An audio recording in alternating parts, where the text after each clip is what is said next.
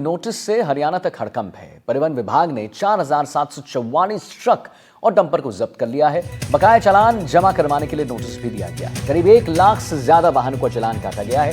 ज्यादातर वाहन हरियाणा में रजिस्टर्ड हैं और खान विभाग की रवन्ना की सूचना पर चालान काटा गया। करीब 5 करोड़ से ज्यादा की राशि वसूलने की तैयारी की जा रही है। जुर्माना जमा नहीं करवाने पर वाहन का रजिस्ट्रेशन जो है रद्द कर दिया जाएगा।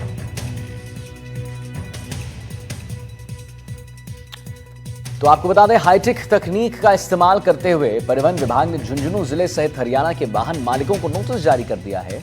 परिवहन विभाग ने 4,744 ट्रकों और डंपर वाहनों को चिन्हित किया।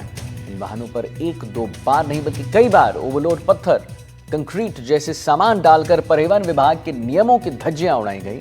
परिवहन विभाग ने खान विभाग के रवन्ना में दर्ज वजन के आधार पर 4,744 वाहनों को नोटिस जारी कर दिया है। वाहनों पर ओवरलोडिंग का जुर्माना जमा करवाने का आदेश दिया गया है। साथ ही परिवहन विभाग ने चेतावनी जारी करते हुए कहा है कि जुर्माना जमा नहीं करने पर वाहनों का जो रजिस्ट्रेशन है वो रद्द कर दिया जाएगा। उधर परिवहन विभाग की नोटिसों के बाद झुंझुनू से लेकर हरियाणा के वाहन मालिकों में हड़कंप मच गया। डीटीओ ने कहा है कि हाल ही में सरकार ने रवन्ना से ओवरलोड वाहनों के काटे गए चालान में स्कीम के तहत छूट दी थी। देखिए, अभी राज्य सरकार की तरफ से जो 25-26 का बजट पेश किया गया है, उसमें 19 फरवरी को रवन्ना प्रकरण वाले वाहनों के लिए एमनेस्टी योजना की घोषणा की गई है। खान विभाग द्वारा रवन्ना जारी किया जाता है। उसके अंदर यदि कोई वाहन ओवरलोड संचालित हो रहा है तो उसकी सूचना हमारे पास जो हमारे इस पोर्टल पे आ जाती है। मैसेज उसका हमारे पास प्राप्त होता है। उसको हम फाइंड करके और उसमें जो ओवरलोड संचालित हुए हैं उसका जुर्माना उसकी गणना करते हैं।